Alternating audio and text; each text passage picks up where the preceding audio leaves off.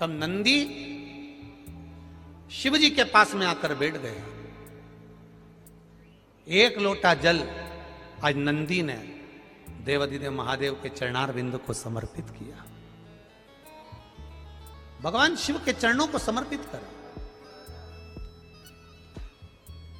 शिव जी जान गए नंदी कुछ पूछना चाहता। शिव जी ने पूछ लिया, नंदी, ए नंदी, क्या बात है? आज तू मेरे चरणों में जल चढ़ाकर बैठा है। आपको एक कथा में कहा था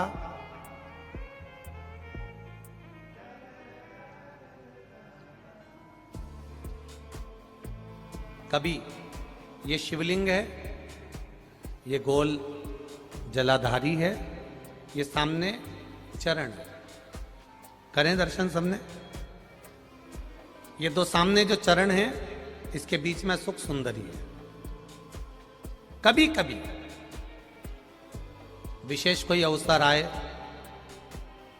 सोमवार की अष्टमी पड़ जाए या कोई विशेष प्रदोष का दिन पड़ जाए और आपको लग रहा हो कि मेरा महादेव को मैं जल चढ़ाते चढ़ाते इतना समय हो गया, मेरा महादेव नहीं सुन रहा, तब कभी कभी ऐसा मन में आए कि क्यों नहीं सुन रहा, तब लोटा भरकर जब जल लेकर जाओ, गणेश जी को चढ़ाया, अशोक सुंदरी को चढ़ाया, षडानंद कार्तिकेय को चढ़ाया, माँ जगत जननी जगदम्बा माँ पार्वती को चढ़ाया, वही जल ले जाकर बेलपत्री के वृक्ष पर चढ़ाया।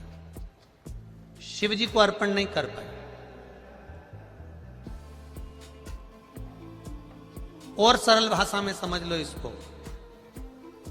किसी किसी माता को आपने देखा होगा, किसी किसी व्यक्ति को आपने देखा होगा कि वो शिव मंदिर में जाता है, शिव जी को भले जल नहीं चढ़ाता है, पर शंकर भगवान के मंदिर में जाकर इतनी सफाई कर देता है, जहां शंकर भगवान का कहीं बेलपत्र वगैरह पड़ा हुआ है उसको उठाएगा, बीनेगा, फिर यहाँ से धोएगा, श्रृंगार करेगा, यहाँ से साफ करेगा, साफ करके जो पानी जा रहा है वहाँ साफ करेगा, साफ करके एकदम क्लीन करके फिर शंकर भगवान को पोंछ कर स्नान कराकर जल चढ़ाकर फिर उनका श्रृंगार करता रहता है। कभी कभी आपके साथ में भी ऐसा हुआ होगा, आपने भी करा होगा, ऐसा नहीं कि नहीं करा।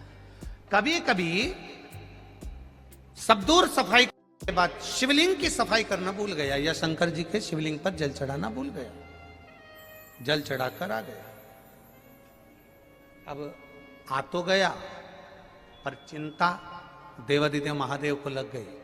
मेरा था, भक्त था, उपास करता था, शिवरात्रि का व्रत करता था, पशुपति व्रत करता था, सोमवार सावन के करता था, 16 सोमवार करता था, पर आज इसको ना जाने क्या हो गया कि ये मेरे ऊपर जल ना चढ़ाकर सब दूर जल चढ़ाकर चले गया।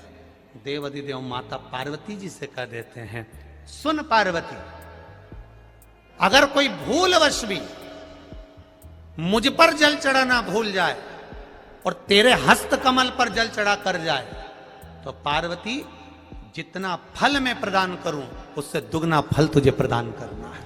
यह शिव कह रहा है। और इसका प्रमाण कहां पर मिलता है? इसका प्रमाण मिलता है महाभारत में, इसका प्रमाण मिलता है श्रीमद् भागवत कथा में। भीम, दुर्योधन और जरासंध तीनों ने तप करा। तीनों बैठे हैं अलग अलग शंकर भगवान का भजन करने के लिए, और तीनों शिव जी का भजन कर रहे हैं, तीनों शंकर भगवान का गुणगान कर रहे हैं, तीनों शिव जी का तप कर रहे हैं। और तप करते करते करते करते करते करते भीम को लग गई भूख, चले गया भोजन करने।